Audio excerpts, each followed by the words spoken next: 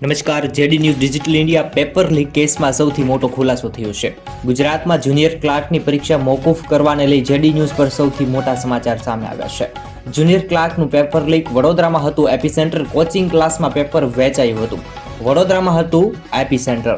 ગુજરાતમાં જુનિયર ક્લાર્કની પરીક્ષા થાય તે પહેલા જ પેપર લીક થવાના કેસમાં વીટીવી ન્યૂઝ પાસે મળતી માહિતી અનુસાર વડોદરામાં સમગ્ર કાંડનું એપીસેન્ટર હતું. બરોડા પ્રમુખ કોમ્પ્લેક્સમાં આવેલા સ્કેવાઇઝ ટેકનોલોજી નામક ક્લાસીસમાં પેપર વિદ્યાર્થીઓને વહેંચવામાં આવ્યું હતું. આ કોચિંગ ક્લાસને સીલ કરવામાં આવ્યા છે. આ કોચિંગ સેન્ટર પરથી અનેક જૂના પ્રશ્નપત્રો પણ મળી આવ્યા છે. વડોદરાના અટલાદા રોડ પર આવેલા આ કોચિંગ સેન્ટર ટીમ સંચાલક સહિત 15 લોકોની અટકાયત કરવામાં આવી છે.